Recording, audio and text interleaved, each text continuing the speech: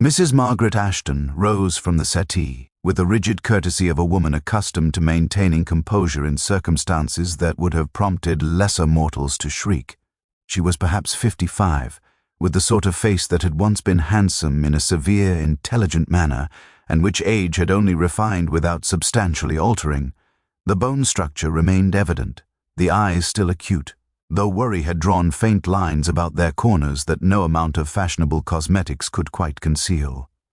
Her dress was impeccable, a dove-grey afternoon gown that spoke of respectability without ostentation. Pearls at her throat of the variety that suggested inheritance rather than recent acquisition, and upon her left hand a wedding ring of considerable age alongside a modest diamond. She offered Peter her hand with a formality that suggested she was not entirely accustomed to the peculiar luxury of consulting with titled detectives in her drawing-room, and her grip, though cool, possessed sufficient firmness to indicate that her nerves, however jangled, had not yet reached the point of complete dissolution. "You have come, and I cannot begin to express my relief," she said, gesturing him toward a chair upholstered in a shade of green that had probably been fashionable during the previous decade and had aged with the resigned dignity of all fashionable things. "I confess that when I posted that letter, I was not entirely certain you would deign to respond. A woman living in a village of this size has few means of compelling the attention of London society, and I am aware that my letter must have seemed cryptic to the point of absurdity." Peter settled himself into the offered chair with a careful deliberation he might have devoted to inspecting a museum piece, rumored to be fraudulent. "On the contrary, Mrs. Ashton, your letter was a model of economy. You managed to convey genuine distress without indulging in either hysteria or melodrama, a considerable achievement, and one that suggests either admirable self-control or long practice at maintaining composure in difficult circumstances. I find myself predisposed toward believing your concerns merit investigation." A faint shadow of relief passed across her features, quickly suppressed. "You are kind, Lord Peter, though I suspect you are merely being diplomatic. The matter I wish to discuss concerns my brother-in-law, Edward Ashton, and his wife, Constance. Edward is the owner of this house, Ashford Park as it is rather grandly called, and he occupies himself with the management of his estates, and more latterly with antiquarian studies. His wife is considerably his junior, a woman of considerable beauty and, I had always believed, considerable charm. They have been married for 8 years. She paused, and Peter perceived in that pause the moment at which she struggled between the dictates of family loyalty and the demands of conscience. Family loyalty, he rather suspected, would ultimately prove the weaker competitor. 3 weeks ago, Edward's elder brother, my late husband's brother, died under circumstances that the local authorities have declared natural. He was a man in his 70s, living in relative solitude in the lodge cottage at the far end of the estate. He died of what the physician has described as a sudden failure of the heart, apparently entirely without warning. "And you believe," Peter ventured carefully, "that this death was neither sudden nor without warning?"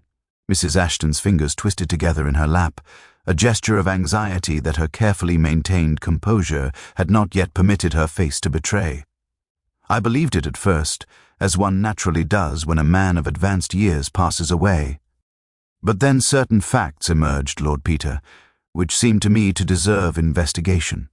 3 days before Uncle Henry's death, for that was his name, Henry Ashton, Constance had been observed leaving his cottage at an hour somewhat past midnight. She was observed by the night watchman who patrols the grounds, a trustworthy man of some 20 years' service. The following day she ordered a quantity of goods from the apothecary in the village, tinctures, powders, and other medicaments.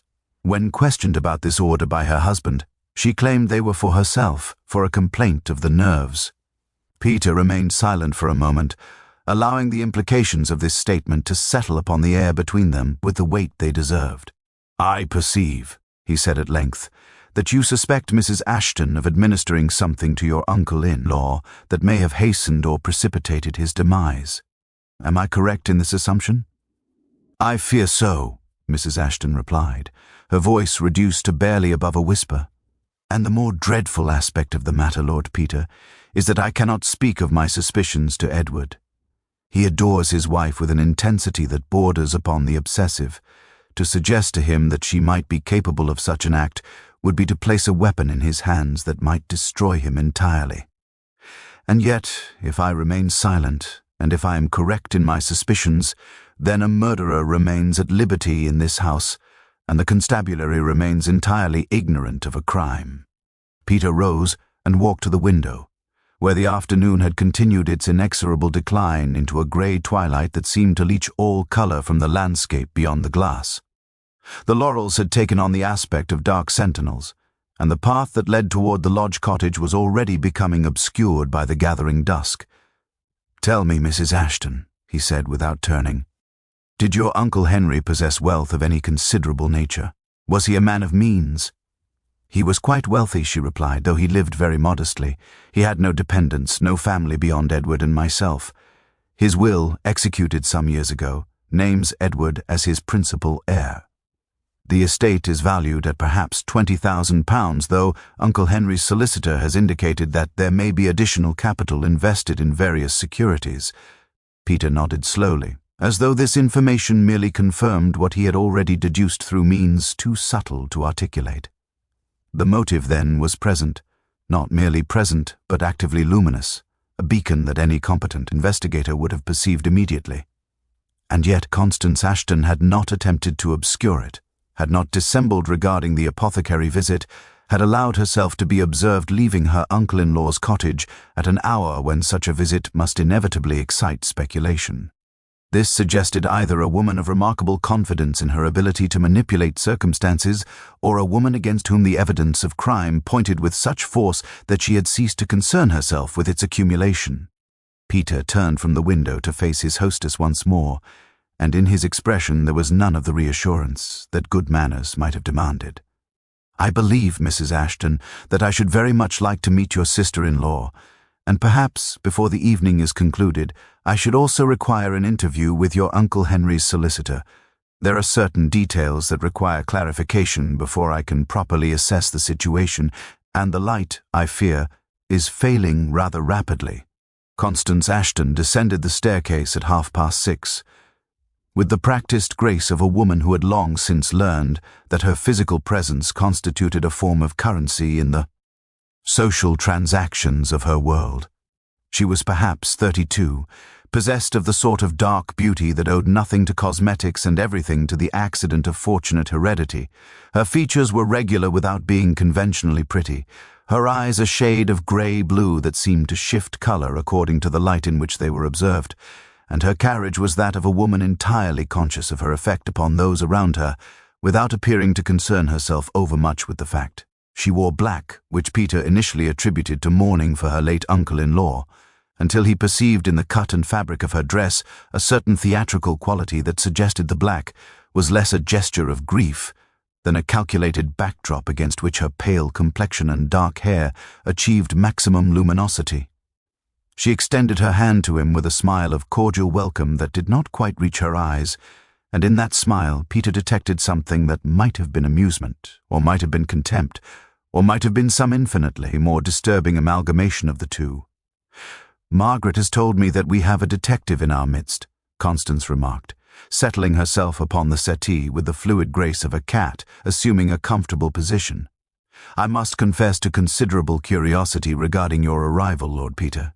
It is not often that our small village receives visitors of such distinguished reputation. I trust my sister-in-law did not impose upon you too dreadfully by soliciting your assistance with what I am persuaded is merely a domestic trifle." The manner in which she delivered this observation, with an undertone of something that might have been menace, disguised beneath the surface politeness, suggested that Constance was not a woman inclined toward underestimating the intelligence of her interlocutors. She knew, Peter reflected, precisely what Mrs. Ashton had reported to him. Whether she knew it because her sister-in-law had been indiscreet, or because she had anticipated such a report and prepared herself accordingly, remained to be determined. "I find," Peter replied, accepting a glass of sherry from the butler with a nod of acknowledgement, "that what one generation terms a domestic trifle, another generation regards as a matter of considerable gravity. The murder of one's relatives, for instance, is often dismissed as merely the sort of thing that happens in the country, yet it continues to occupy the attention of those of us peculiarly constituted to concern ourselves with such matters. He had deliberately employed the word murder, and he observed with considerable interest the minute alteration that occurred in Constance's expression, the slight widening of the pupils, the fractional tightening of the muscles at the angle of her jaw. She recovered almost immediately, though not with quite the fluidity of her initial composure. "How very droll," she said, and her laugh possessed the quality of genuinely amused surprise. "Margaret presents the matter to you as murder, does she? I had rather suspected that she might, given her propensity toward melodrama. Poor Uncle Henry died of a weak heart, Lord Peter." The physician examined him, the coroner accepted the diagnosis, and his funeral was observed with all appropriate solemnity. "I hardly see what crime Margaret supposes has been perpetrated, unless she has begun to believe that the simple act of dying constitutes a criminal offense." Peter sipped his sherry with the deliberate slowness of a man engaged in careful consideration of a complex proposition. The wine was excellent, a rather remarkable Amontillado, actually, which suggested either considerable refinement in Constance's taste or the inheritance of a well-appointed cellar from Previo.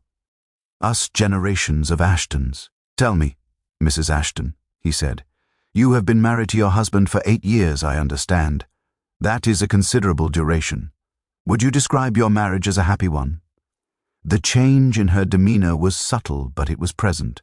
A tightening of the shoulders, a compression of the lips that lasted only an instant before she reasserted control. "That is a most impertinent question, Lord Peter, and one that hardly concerns you. My marriage is precisely as marriage should be, a partnership of mutual benefit and, I should venture to say, affection." "Affection," Peter repeated thoughtfully, "is such a variable quantity, is it not? I have observed that what one person describes as affection, another might characterize as tolerance, or habit, or the simple disinclination to admit that one has made a profound mistake in judgment. One wonders, when one hears such protestations, whether one is hearing the voice of genuine contentment, or merely the voice of self-preservation." Constance rose with a movement that conveyed displeasure without quite breaching the boundaries of civility. "I perceive that your reputation for impertinence has not been exaggerated, Lord Peter. I confess that I find your line of questioning both insulting and wholly irrelevant to any matter that might legitimately command your attention. I shall inform Edward of your arrival, and if he believes your presence here to be of benefit, I shall, of course, submit to whatever investigation you see fit to undertake.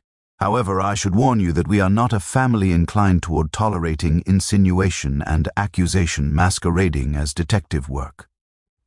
She departed the drawing-room with a grace that nonetheless conveyed considerable agitation, and Peter found himself alone once more with his sherry and the darkening window. He had perhaps 5 minutes before Edward Ashton appeared, and those 5 minutes he devoted to careful consideration of what he had observed. Constance possessed nerve, that much was evident. She possessed also a certain confidence in her ability to manipulate those around her, and a contempt for their intelligence that bordered upon the careless. That contempt, Peter reflected, was often the undoing of otherwise capable criminals. It suggested not merely guilt, but guilt combined with arrogance, the conviction that one's superior intellect placed one beyond the reach of consequences. Yet there remained certain aspects of the matter that refused to align themselves into a coherent pattern. The midnight visit to her uncle-in-law's cottage was either extraordinarily careless or deliberately theatrical, the act of a woman who wished her crime to be suspected, or the act of a woman who did not anticipate that such a visit might be observed. The purchase of apothecary supplies was similarly problematic. Any woman bent upon committing murder would have taken considerably greater pains to render such a purchase less conspicuous.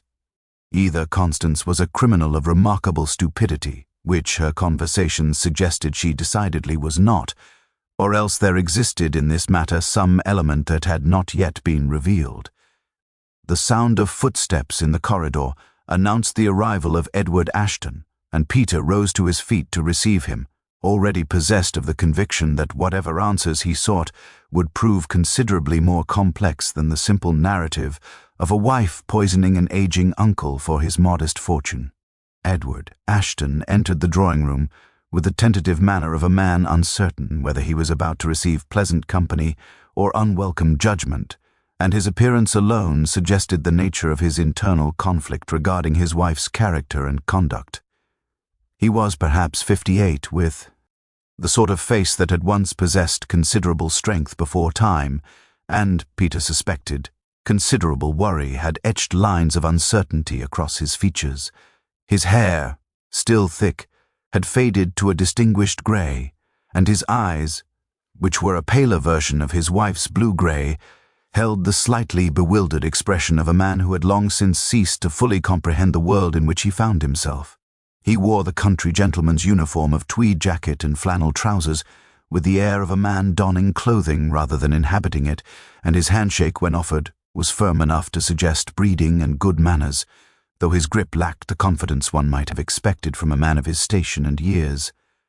"I confess myself somewhat perplexed by your presence here, Lord Peter," Edward began, settling himself into a chair with the careful deliberation of a man conscious that his movements were being observed.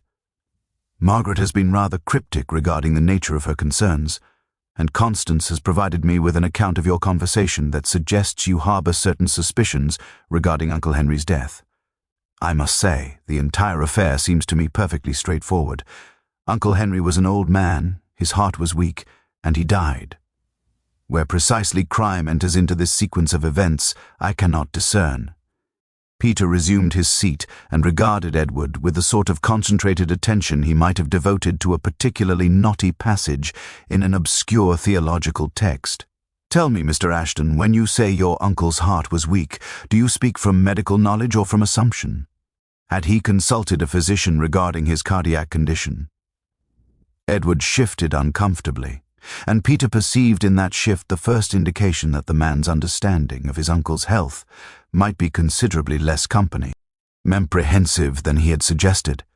"I assume that he must have been aware of some weakness, otherwise the physician would not have been so swift in attributing his death to cardiac failure. One does not simply die of a weak heart unless one knows oneself to be afflicted with such a condition. One does not simply die of a weak heart at all," Peter corrected with the gentle precision of a schoolmaster addressing a particularly obtuse pupil, "unless one is, in fact, poisoned in a manner that produces symptoms consistent with cardiac failure. The human heart, when subjected to certain toxins, reacts with remarkable similarity to the symptoms of natural cardiac distress. Aconite, for instance, produces a death so sudden and so apparently natural that it has, throughout history, been the preferred method of murder among those who wish their crimes to pass undetected."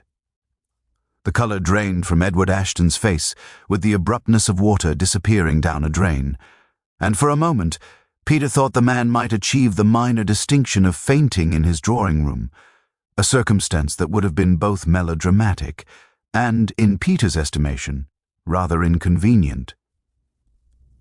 Edward recovered, however, gripping the arms of his chair with sufficient force to whiten his knuckles.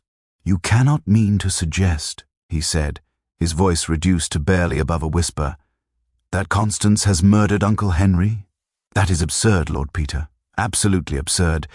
You must understand that my wife loved my uncle. She was devoted to him. She visited him regularly, attended to his needs, ensured that his comfort was maintained." "Did she indeed?" Peter inquired with the mildest of interest. "That is commendable, though it is also, one must observe, the perfect cover for the administration of poison. I suspect, Mr. Ashton, that if one were to examine the various medicaments that your wife ordered from the apothecary, one would discover among them certain herbs and tinctures that, in sufficient quantity, would produce symptoms entirely consistent with cardiac failure.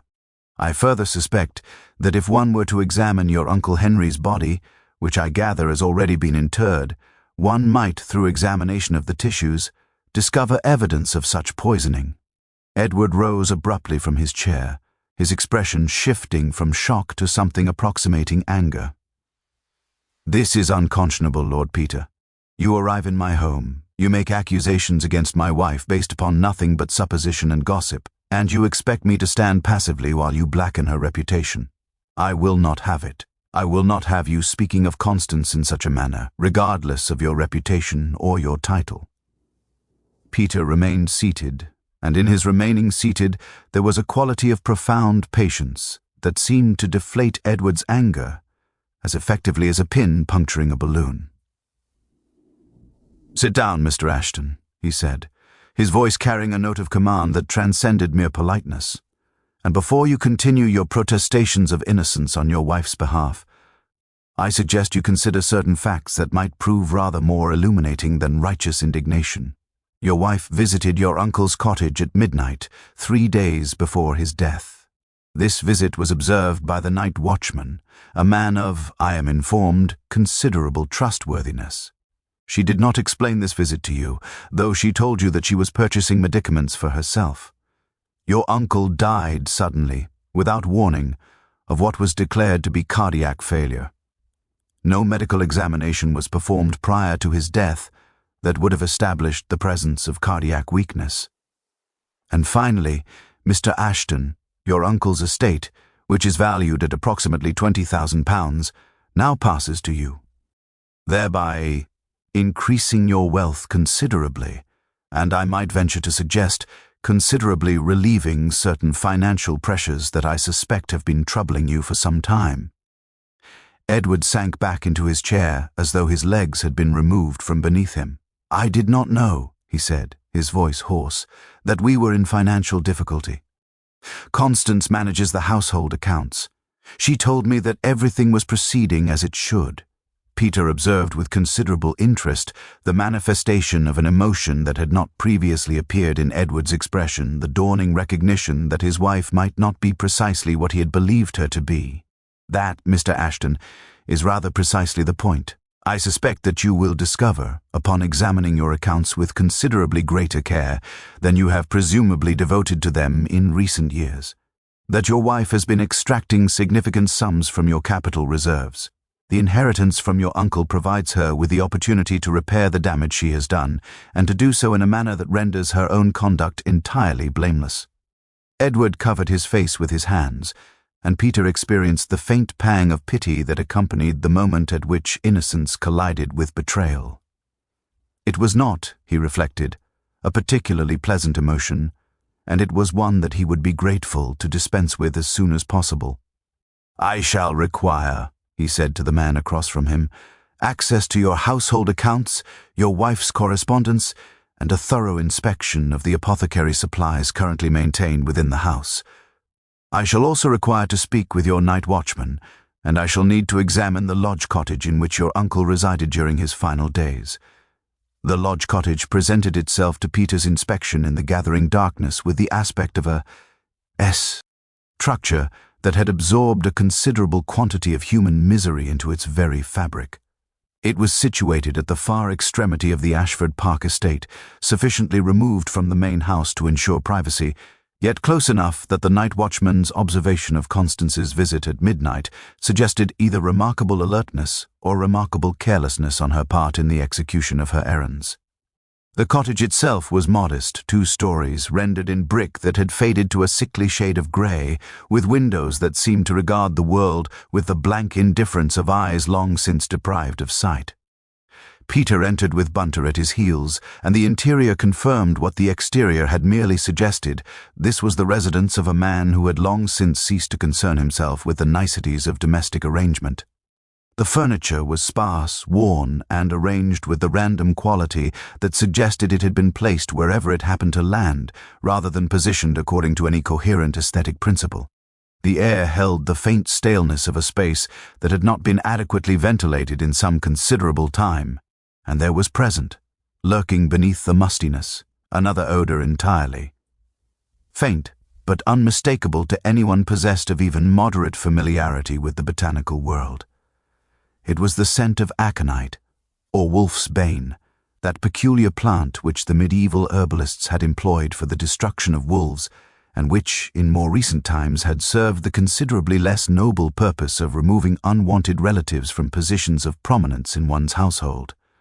Observe, if you will, "The contents of that shelf," Peter said, directing Bunter's attention toward a small table positioned beside the fireplace. Upon it sat an array of objects that might have seemed entirely innocent to the untrained eye.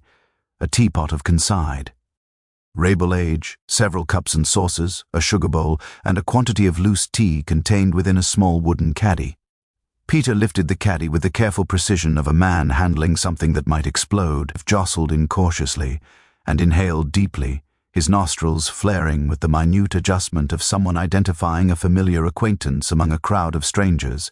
"Aconite," he murmured, "dried and ground into a powder, so finely rendered that it would pass entirely undetected in a cup of tea, particularly if the tea itself were sufficiently strong to mask both the odor and any potential alteration in taste."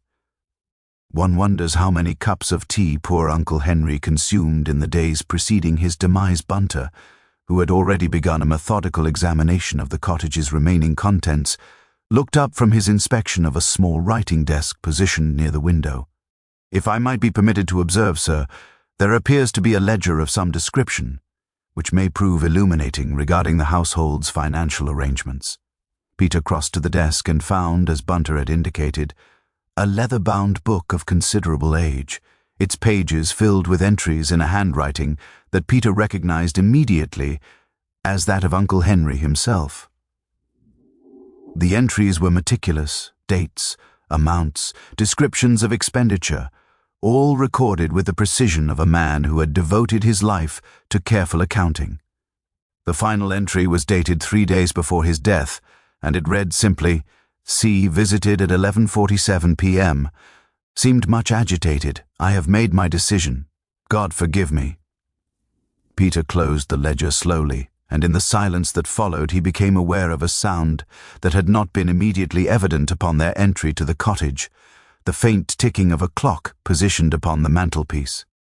It was a curious sound, measured and precise, the sort of sound that one might overlook entirely unless one's attention were specifically directed toward it. Yet it was in that sound, Peter reflected, that the true architecture of the crime might be perceived. He turned to Bunter with an expression of considerable satisfaction. "I believe we are approaching the moment at which certain truths must be articulated, though not, I think, precisely the truths that one might initially have supposed. The evidence, as we have thus far discovered it, points quite clearly toward Constance as the perpetrator of this crime. The poison is present, the motive is evident, the opportunity was available. And yet, I confess to a certain dissatisfaction with this narrative. It is too neat, too obvious, too readily discoverable by anyone possessed of even modest investigative capacity. It suggests, in short, that we are observing not the genuine architecture of the crime, but rather a carefully constructed facade designed to obscure the actual perpetrator." He moved to the window and gazed out into the darkness beyond, where the lights of the main house glowed with an ethereal quality that seemed almost spectral in the gathering fog. "Tell me, Bunter, what is your assessment of Mr. Edward Ashton's financial situation? Based upon your observations this evening, would you characterize him as a man in comfortable circumstances, or as a man struggling to maintain an appearance of affluence that his actual resources cannot sustain?" Bunter adjusted his spectacles and consulted a small notebook that had materialized from his pocket with the inevitability of a trained assistant's response to investigative necessity. "I took the liberty, sir, of examining certain correspondence discovered in the desk at the main house whilst you were occupied with Mr. Ashton. There appear to be several letters of considerable urgency from various financial institutions, including demands for payment of rather substantial gambling debts. If I might venture an estimate, sir, I should suggest that Mr. Ashton's financial situation is considerably more dire than his demeanor would suggest." "Precisely," Peter replied with the satisfaction of a man whose suspicions have been confirmed by external evidence. "And it is in this circumstance that we perceive the true mechanism of the crime. Edward Ashton is in financial distress, his wife perceiving this distress, and perceiving also that the solution to their difficulties lies in the inheritance from the uncle, takes it upon herself to administer the poison. But there is a complication, Bunter, one that renders the matter considerably more complex than a simple murder motivated by financial necessity. Uncle Henry has discovered her intention. He has in fact anticipated her action, and he has documented it in his ledger. And in making this discovery, he has forced us to perceive that the crime we are investigating is not merely the poisoning of an old man, but rather something considerably more theatrical, the orchestration of a crime that would appear to be murder, whilst simultaneously serving the purposes of the true perpetrator. Peter turned from the window and faced his assistant directly, and in his expression there was none of the certainty that his words had suggested. Instead, there was something approximating genuine uncertainty, the recognition that the case, rather than reaching its resolution, was only now beginning to reveal its true dimensions. "We must return to the house, Bunter, and we must have a conversation with Mrs. Ashton. But before we do so, I require you to send a telegram to the local coroner requesting that an examination of Uncle Henry's remains be undertaken with all possible dispatch. I suspect that what we shall discover will prove considerably more instructive v.e. than the circumstances of his initial burial might have suggested, and I further suspect that by the time we conclude our interview with the lady in question, we shall have arrived at a truth far more uncomfortable than simple poisoning."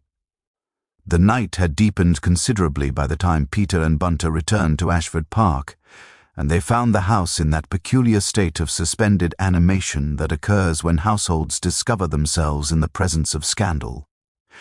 Edward had apparently seen fit to inform his wife of Peter's discoveries, for there was about Constance when they encountered her in the library, where she had positioned herself with what appeared to be deliberate casualness, an air of controlled fury that suggested her carefully constructed facade had begun to fracture beneath the weight of accumulated pressure.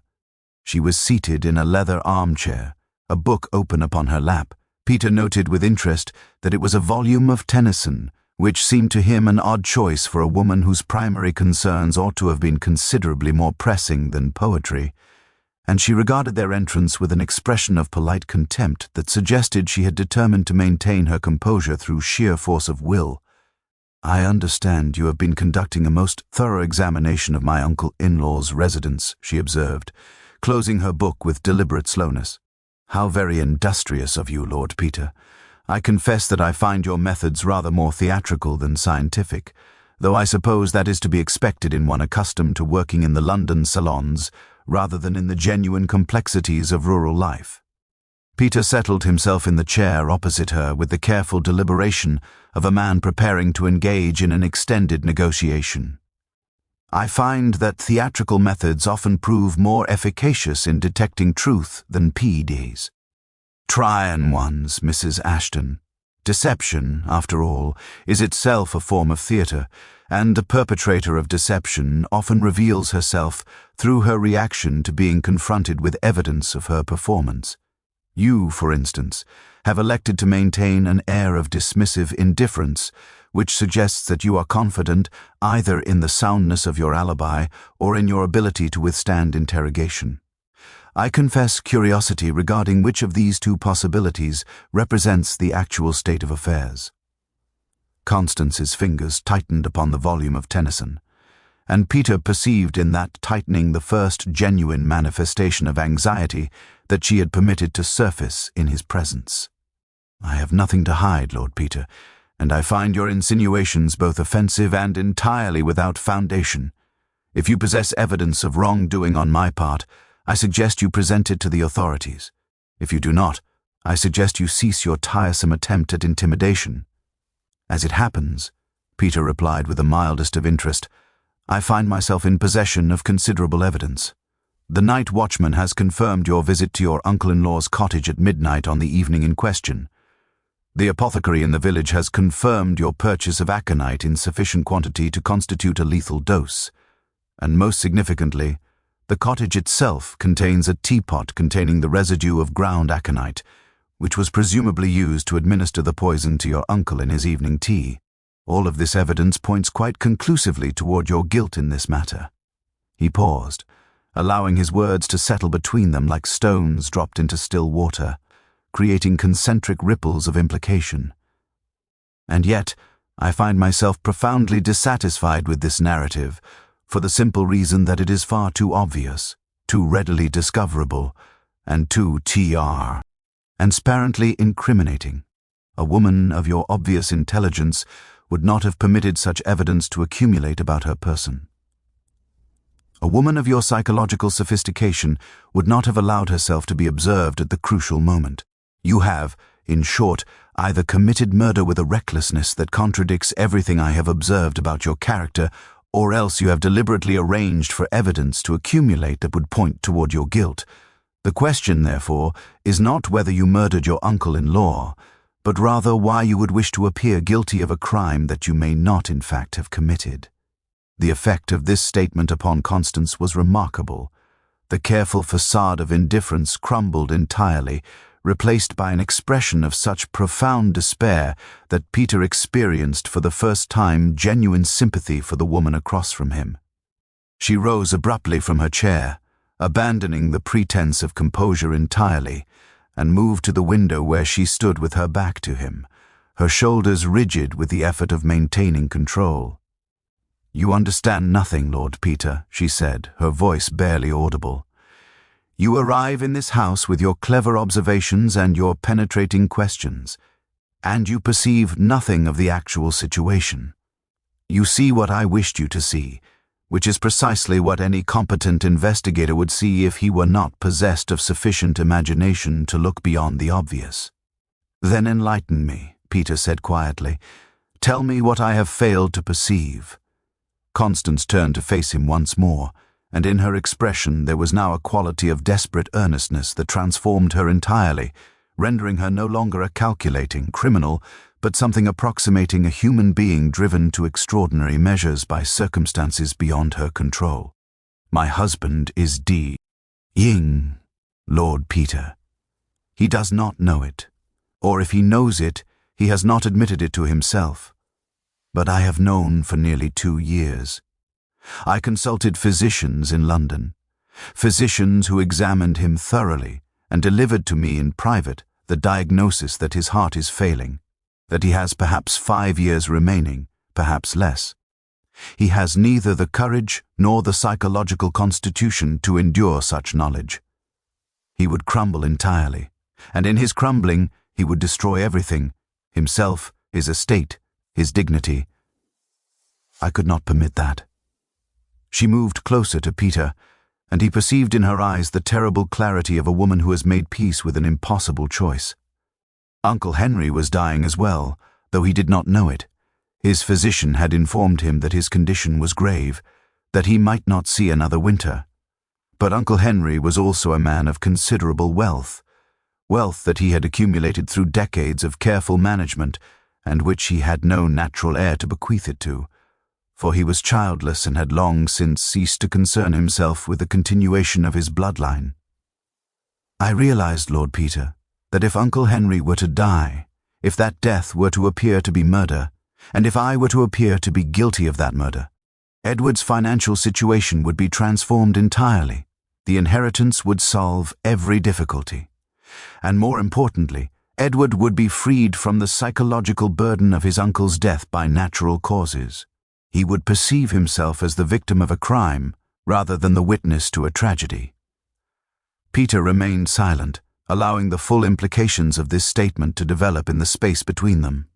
"You deliberately poisoned your uncle," he said at length, "in order to create an appearance of crime that would justify Edward's inheritance of his estate. You permitted yourself to be observed. You allowed evidence to accumulate. You ensured that suspicion would fall upon you. But you also ensured that no permanent harm would come to yourself, because you knew that Edward would ultimately refuse to believe you guilty, and because you knew that I, possessing an understanding of the actual psychological mechanisms at work, would perceive the truth before the authorities could act." Constance nodded slowly. "You perceive correctly, Lord Peter. I have murdered my uncle, and I have done so deliberately and with full knowledge of the consequences. But I have done so not for myself, but for a man I love more than life itself. And I would do it again." Peter rose from his chair with the deliberate slowness of a man approaching a precipice and wishing to ensure his footing before continuing further. He moved toward the fireplace, where a fire had been lit against the encroaching chill of the November evening, and stood gazing into its depths as though the flames might offer some profound illumination regarding the nature of the crisis that had developed in the course of their conversation. Constance remained standing by the window, and in her posture there was now an acceptance of her fate that suggested she had long since reconciled herself to the inevitable consequences of her actions. The silence between them stretched on with the weight of unspoken volumes, pregnant with implications that neither party seemed inclined to articulate with any great haste. "There is, however," Peter said at length, without turning from his contemplation of the fire, "a rather significant difficulty with your narrative, Mrs. Ashton. You have confessed to murder, which is all very well and good from a psychological perspective, but it leaves unresolved the rather pressing question of why your uncle's physicians certified his death as natural. Physicians, even country physicians, are N.O.T. typically in the habit of issuing such certificates without a reasonably thorough examination of the deceased, and aconite, whilst it produces symptoms similar to cardiac failure, does leave certain physical evidence that a competent medical examiner might perceivably detect, particularly if he was specifically looking for traces of poisoning." Constance's expression shifted slightly, and Peter perceived in that shift the moment at which her carefully constructed confession encountered an obstacle it had not anticipated. "I confess," she said slowly, "that I do not entirely understand your meaning, Lord Peter. The physician examined Uncle Henry, found evidence of a weak heart, and attributed his death to natural causes. What more is there to say?" Peter turned from the fire to face her directly, and in his expression there was a quality of profound concentration that suggested he was engaged in the process of articulating a conclusion that had only recently achieved clarity in his own mind. "What more there is to say, Mrs. Ashton, is that Uncle Henry did not die of poison at all. He died of precisely what the physician declared, a failure of the heart brought on by natural causes. The aconite in the teapot, the midnight visit, the apothecary supplies, all of these elements were theatrical props, arranged with considerable care to create the appearance of murder. But they were arranged not by you, but by your uncle-in-law himself." The reaction this statement produced in Constance was precisely the reaction Peter had anticipated, a moment of profound disorientation, followed by a dawning recognition that she had been manipulated by circumstances she had believed herself to control entirely. She moved toward the settee and sank into it with the ungainly collapse of a marionette whose strings have been suddenly severed. "That is impossible," she whispered. "Uncle Hen." Rye could not have known. "I confess I told him nothing of my plans. I visited him solely to—" She stopped, her mouth closing as though she had suddenly perceived the inadequacy of any explanation she might offer. "Yes," Peter said quietly, settling himself once more into his chair. "You visited him to administer the poison, but you did not find him there, did you? Or rather, you found him, but you discovered that he was already aware of your intentions. He had, in fact, received a letter from Edward some weeks previously, in which Edward had confessed to his financial difficulties. Edward, I suspect, had also written to his uncle requesting a loan, or perhaps requesting to know whether the inheritance might be accelerated through some legal arrangement. And Uncle Henry, perceiving in that request the revelation of genuine distress, had determined upon a course of action that would simultaneously solve Edward's difficulties and vindicate his own life." Peter paused, allowing this reconstruction to settle upon the air between them with the weight of accumulated certainty. "Your uncle-in-law was dying, Mrs. Ashton. He knew it, even if Edward did not. The physicians in London had informed you of Edward's condition, which suggests that they are physicians to whom your family has recourse, which further suggests that Uncle Henry had also consulted them regarding his own condition. He was aware that his death was approaching. He was also aware that his death would provide Edward with the inheritance necessary to restore his finances. But there was one element that Uncle Henry could not provide through his natural death, the psychological transformation that Edward requires. Edward needed to perceive himself not as the beneficiary of his uncle's generosity, but as the victim of a terrible crime. He needed to be released from the burden of guilt that he would otherwise experience upon receiving an inheritance that felt unearned. Constance's hands trembled as she absorbed the implications of this analysis. Then Uncle Henry deliberately created the appearance of murder, Peter confirmed. He arranged with you to visit him at midnight, knowing that the night watchman would observe your arrival. He instructed you to purchase aconite from the apothecary, knowing that such a purchase would be noted and remembered. He placed the poisoned tea in his cottage, where it would eventually be discovered. And then he died of natural causes, his heart failing at precisely the moment he had anticipated, leaving behind him a circumstance that would appear to be murder, most foul, but which was in fact an act of extraordinary paternal sacrifice. He rose once more from his chair and moved toward the door, pausing briefly at the threshold to regard Constance with an expression of genuine compassion. "You have confessed to a crime you did not commit, Mrs. Ashton, in order to protect a man you love. Your uncle-in-law committed a crime that he did commit, the arrangement of his own death in a manner calculated to deceive, in order to protect a son he loved far more profoundly than any man has a right to love anything. The question that now remains to be resolved is what you propose to do with this knowledge, and whether you possess sufficient moral courage to articulate the truth to those whom that truth will most profoundly affect." He opened the door and stepped into the corridor, leaving Constance alone with the full weight of her uncle-in-law's sacrifice and the terrible complexity of the love that had motivated it. Behind him, he heard the sound of a woman weeping, and he reflected with characteristic irony that this was perhaps the most appropriate response that anyone could have made to the full comprehension of Uncle Henry's extraordinary gift. Peter found Edward Ashton in the smoking room, situated in that particular state of masculine refuge that serves as asylum for men confronted with domestic complexity beyond their capacity to navigate. He was seated before a dying fire, a glass of brandy cradled in his hands with the care of a man handling something infinitely precious, and his face bore the ravaged expression of someone who has spent the preceding hours in contemplation of truths he would infinitely have preferred to remain ignorant of. He looked up as Peter entered, and in his eyes there was a question so profound that it seemed to encompass not merely the events of the past days, but the entire architecture of his existence. "She has confessed," Edward said without preamble, his voice reduced to barely above a whisper. "Constance has admitted to poisoning Uncle Henry. I have sent for the constabulary. They will arrive within the hour to arrest her. She did this thing for me, Lord Peter, for my debts, for my financial ruin. She murdered an innocent old man to save me from the consequences of my own weakness." Peter settled himself into a chair opposite Edward's, and regarded the man with the sort of penetrating attention that seemed to pierce through layers of carefully constructed self-deception to the fundamental truths that lay beneath. "Your wife did not murder your uncle," he said with quiet authority. "She has confessed to murder, but confession and guilt are not necessarily congruent circumstances, Mr. Ashton. I suspect that if you were to examine your wife's confession with any degree of critical attention, you would perceive that it contains certain inconsistencies that render it untenable as a genuine narrative of events." Edward's grip upon his brandy glass tightened perceptibly. "Then you suggest that she is lying? That she did not administer the poison?"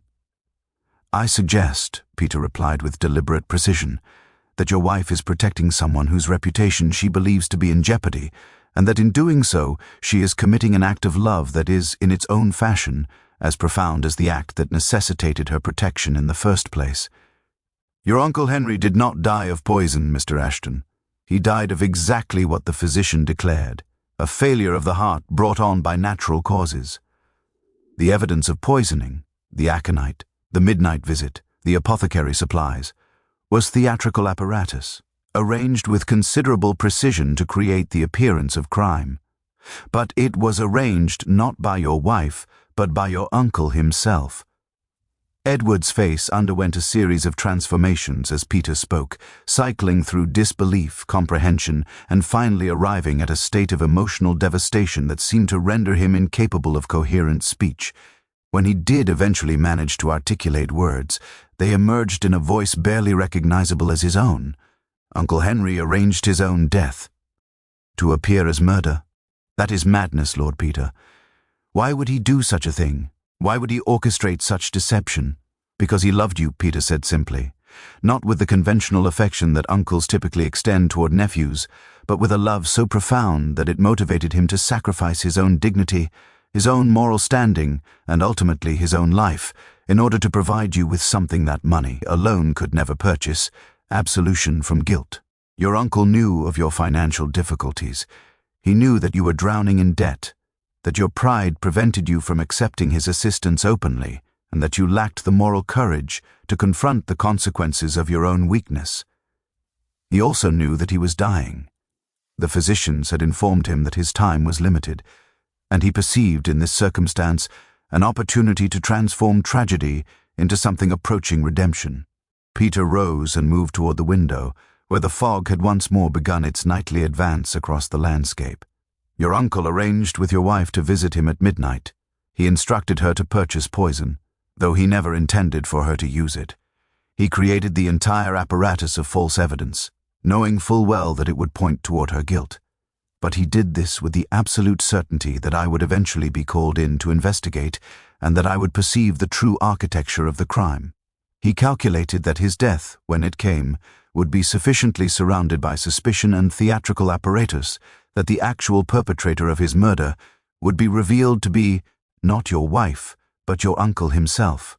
An act of suicide staged as murder, motivated entirely by love for a son whom he had failed to save through any other means. Edward's brandy glass slipped from his fingers and shattered upon the floor, the liquid spreading across the carpet like blood. He did not appear to notice. His attention was focused entirely upon Peter, and in his expression there was written a complexity of emotion that seemed to incorporate grief, gratitude, shame, and a terrible recognition of the depth of his uncle's sacrifice. "You cannot be suggesting," he said, his voice trembling, "that Uncle Henry deliberately timed the failure of his heart, that he somehow willed himself to die at a particular moment in order to create this circumstance?" "I am suggesting precisely that," Peter confirmed. "The human body, when sufficiently motivated by emotion and will, is capable of extraordinary feats. A man who knows himself to be dying can, through sheer force of will and psychological determination, accelerate that death to occur at a moment of his choosing. Your uncle, possessed of such knowledge and motivated by love for you, arranged for his death to occur at a moment when it would create maximum theatrical impact. He did not require poison to achieve this. He merely required the will to surrender to the weakness of his heart at precisely the moment when such surrender would serve his purposes." Edward buried his face in his hands, and his shoulders began to shake with the force of sobs that seemed to emanate from the very depths of his being. Peter stood silently, allowing the man his grief, perceiving in this moment of genuine anguish the first authentic manifestation of Edward's capacity to comprehend what his uncle had sacrificed for him. "What am I to do?" Edward whispered into his hands. "How am I to live with the knowledge that my uncle has done this thing? How am I to reconcile myself with the reality that he loved me so profoundly that he was willing to orchestrate his own death to provide me with salvation?" "That," Peter said quietly, "is the question that will occupy you for the remainder of your existence, Mr. Ashton, and it is a question that only you can answer. But I would suggest that the first step might be to communicate to your wife the truth regarding your uncle's actions. She has confessed to a crime in order to protect what she believed to be your interests. She deserves to know that her sacrifice, whilst admirable, was unnecessary, and that the true perpetrator of this crime has already paid the ultimate price for his love." The constabulary arrived at Ashford Park precisely 40 minutes after Edward had dispatched his summons, appearing in the form of Inspector Blackwell, a man of indeterminate age whose principal distinction seemed to consist in his absolute conviction that the world operated according to a set of rigid principles that he had long since ceased to question. He was accompanied by a sergeant whose name Peter failed to register and whose primary function seemed to involve the taking of notes with a pencil that required constant sharpening. The inspector regarded Peter's presence with the barely concealed irritation of a man whose investigation has been contaminated by the interference of amateurs, though he possessed sufficient awareness of Peter's reputation to refrain from articulating this sentiment with any degree of directness. "I understand that we have a confession," Inspector Blackwell announced upon entering the drawing room where Peter had arranged for the principals to assemble. "Mrs. Constance Ashton has admitted to the poisoning of her uncle-in-law Henry Ashton through the administration of aconite in his evening tea. A most straightforward case, I should say. The lady's motive is evident, the opportunity was available, and the evidence of her guilt is substantial. I should anticipate that this matter will be concluded within the week." Peter rose from his position by the fireplace with the deliberate slowness of a ma. N, preparing to articulate a proposition that he anticipated would prove significantly more contentious than the inspector's comfortable assumptions regarding guilt and innocence. "I fear, Inspector, that the matter is considerably more complex than such a straightforward narrative would suggest.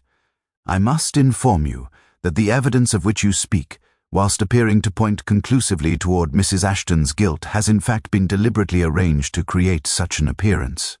The actual circumstances surrounding Mr. Henry Ashton's death are considerably more subtle and considerably more tragic than simple murder would indicate." Inspector Blackwell's expression underwent a transformation that suggested he had suddenly encountered a problem for which his limited repertoire of investigative strategies had failed to provide adequate preparation. "What precisely are you suggesting, Lord Peter? That Mrs. Ashton is innocent?" "I am suggesting," Peter replied with deliberate precision, "that Mrs. Ashton is innocent of the crime of murder, though she is guilty of the crime of protecting someone whose love for her had manifested in an act of profound self-sacrifice. The actual perpetrator of this crime, if crime it be, which is a question of considerable philosophical complexity, is Henry Ashton himself. He orchestrated the entire apparatus of false evidence, knowing full well that it would appear to point toward his sister-in-law's guilt.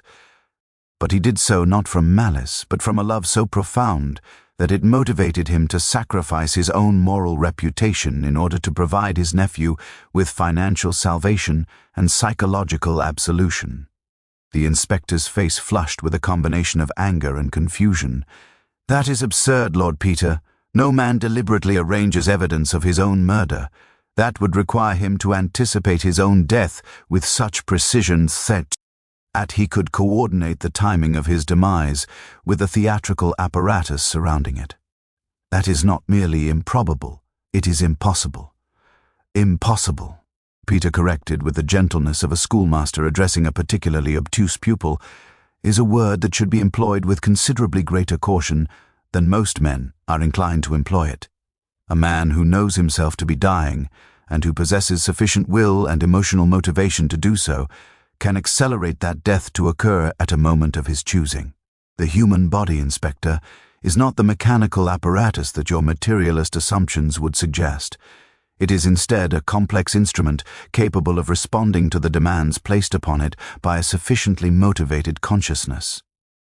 Your uncle, Mr. Ashton, was dying. He had perhaps 6 months remaining to him, perhaps less. But he chose to die at a moment when that death would serve the purposes he believed to be most important." Edward Ashton rose from his chair with the unsteady movements of a man still struggling to reconcile himself with the implications of Peter's narrative. "Lord Peter has explained to me the truth regarding Uncle Henry's actions," he said, his voice barely audible. "I confess that I find myself unable to articulate fully the depth of gratitude and remorse that I experience upon comprehending what my uncle has done. He sacrificed everything, his reputation, his moral standing, even the dignity of his final moments, in order to provide me with financial salvation. I cannot, in good conscience, permit my wife to suffer the consequences of a crime that she did not commit, nor can I permit the true nature of my uncle's sacrifice to remain obscured by false accusations directed toward an innocent woman." Inspector Blackwell's jaw tightened visibly. "Mr. Ashton, I must insist that you recognize the gravity of what you are suggesting. If what Lord Peter claims is accurate, then we are discussing a case of suicide, which is itself a criminal offense in the eyes of the law. Furthermore, the evidence of poison in the cottage, the midnight visit, and the apothecary purchases all remain to be explained. These facts do not simply evaporate because Lord Peter has constructed an elaborate narrative to account for them. They do not evaporate, Peter agreed, but they are rendered interpretable through an entirely different framework. The poison was purchased not because Mrs. Ashton intended to use it, but because Mr. Henry Ashton instructed her to purchase, knowing that such a purchase would be noted and remembered.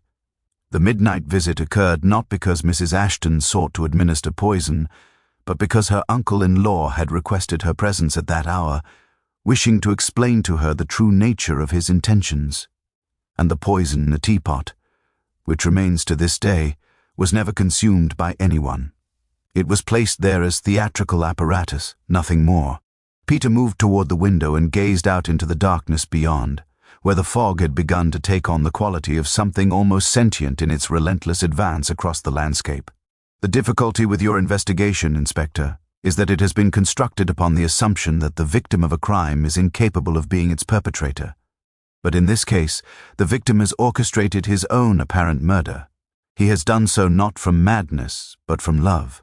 He has calculated every element of his deception with the precision of a man engaging in a final work of art.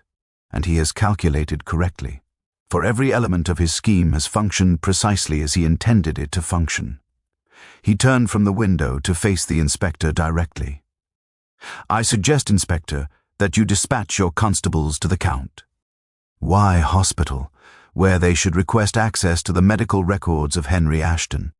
I suspect they will discover evidence of severe cardiac deterioration, evidence that would have been available to your uncle, Mr. Ashton, had he chosen to consult with the physicians who had been treating his condition.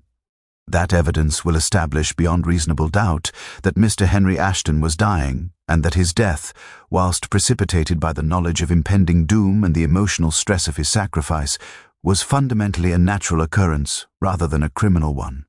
Inspector Blackwell departed Ashford Park in a state of considerable perturbation, accompanied by his sergeant and the tacit acknowledgement that the case, whatever its ultimate resolution, would prove considerably more problematic to prosecute than the initial confession would have suggested. The medical records, when they arrived 3 days hence, confirmed precisely what Peter had anticipated: evidence of severe and progressive cardiac deterioration, documented over a period of 18 months by physicians whose opinions regarding Mr. Henry Ashton's prognosis had been uniformly pessimistic. The final notation, dated barely a week before his death, read simply, "Patient informed that cardiac function is deteriorating rapidly. Recommend complete rest and avoidance of all stressful circumstances.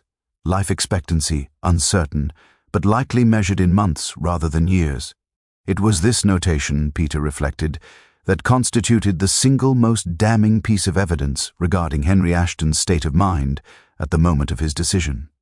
He had known, with absolute certainty, that his death was approaching. He had known that his nephew was drowning in financial difficulty, and he had perceived in these two facts the opportunity to accomplish an act of sacrifice that would transcend the merely financial, and achieve something approaching the redemptive. The week that followed Peter's confrontation with Inspector Blackwell was marked by a series of quiet transformations within the household of Ashford Park. Constance had, upon learning the truth regarding her uncle-in-law's actions, experienced what Peter could only describe as a complete dissolution of her carefully maintained composure, followed by a slow and painstaking reconstruction of her emotional architecture upon foundations that now included not merely love for her husband, but also a profound admiration for the man whose sacrifice had motivated her own act of protection. She spent long hours in the library, reading and rereading the few letters that Uncle Henry had left for her, letters that Edward, with characteristic lack of decisiveness, had discovered in his uncle's desk, but had initially been too emotionally overwhelmed to share with anyone. These letters, written in Henry Ashton's precise handwriting and addressed explicitly to my dear Constance, should these circumstances come to pass as I anticipate, outlined with meticulous care the true nature of his intentions and the gratitude he wished to express toward her for her willingness to participate in his final act of theater.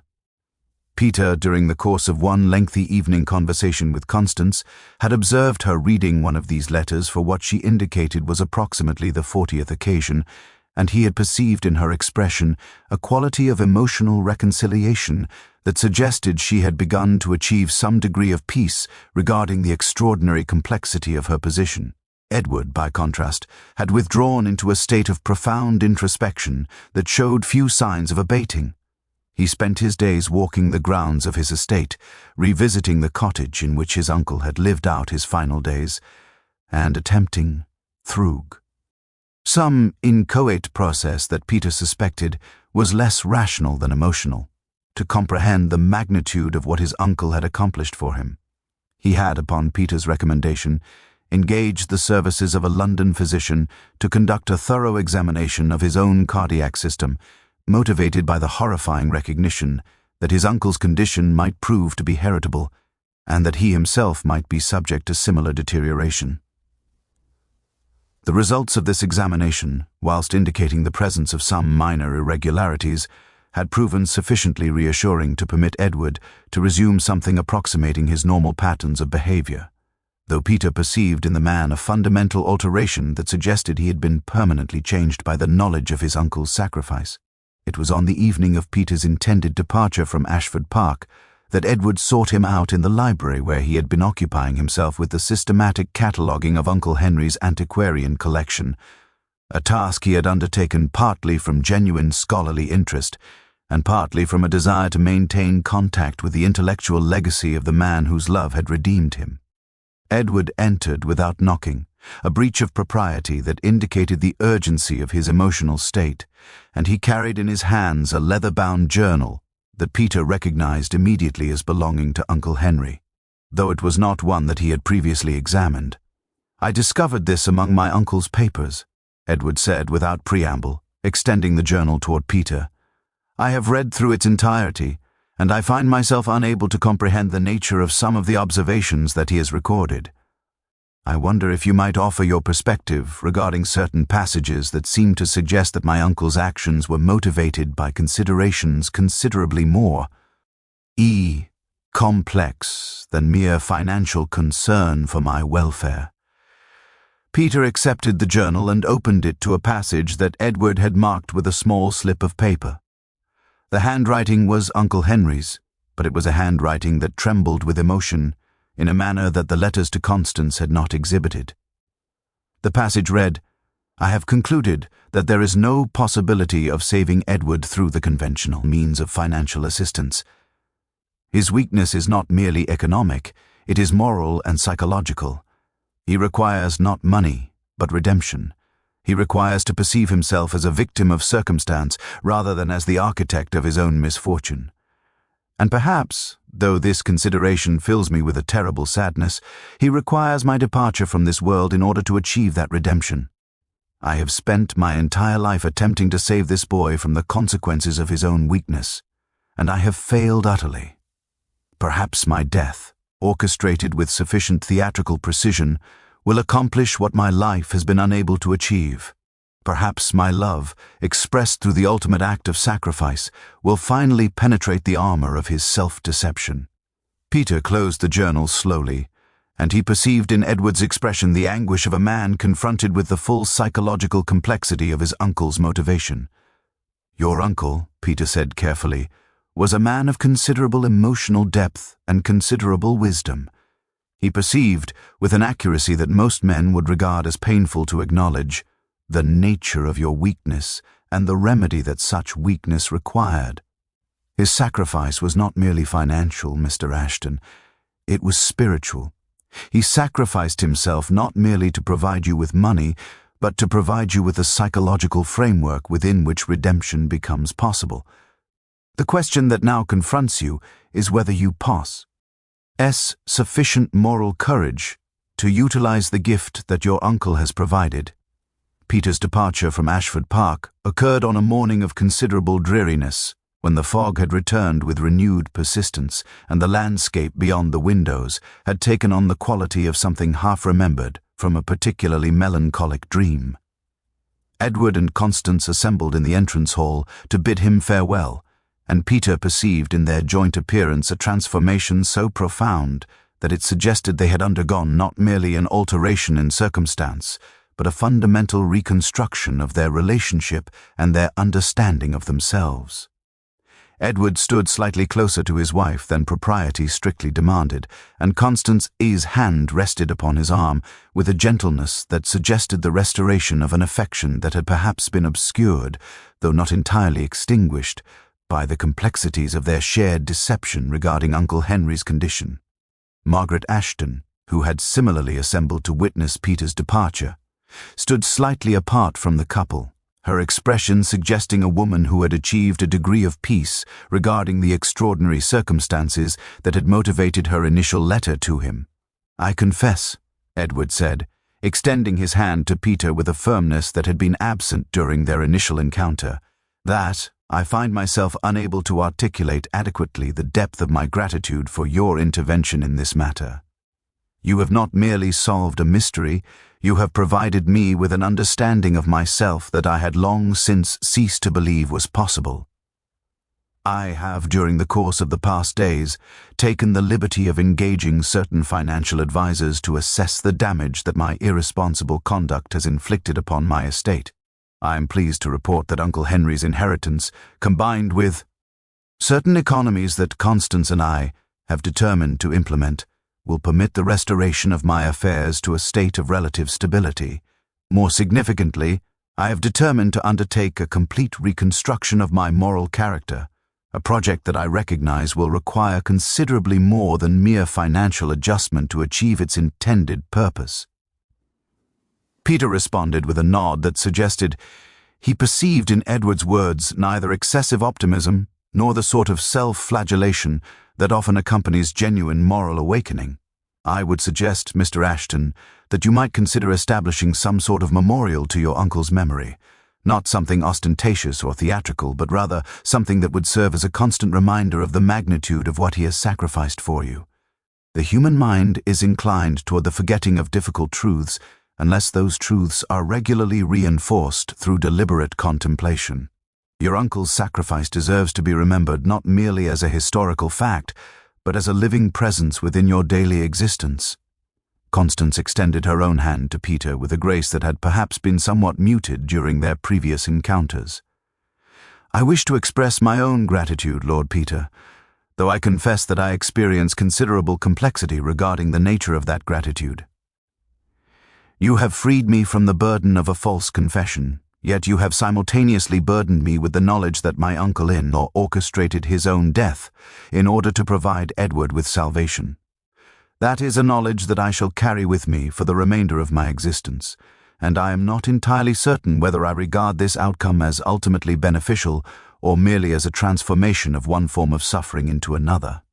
"That," Peter replied, "is perhaps the most honest assessment of this matter that anyone has articulated thus far, Mrs. Ashton.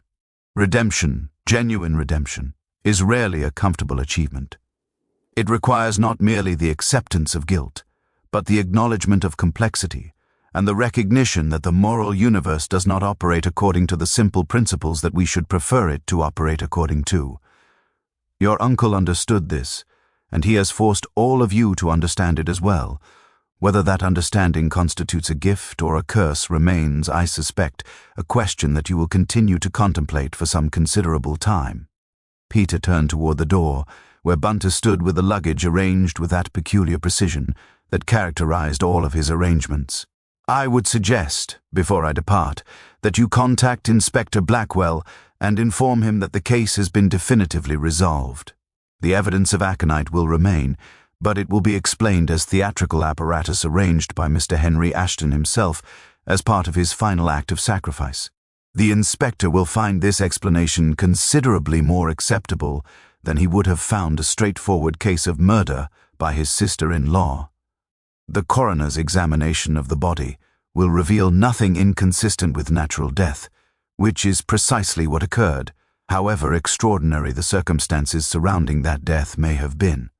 In short, the official narrative will be that Mr. Henry Ashton died of cardiac failure, which is the truth, though not the entire truth, and perhaps that is the most that any official narrative can accomplish.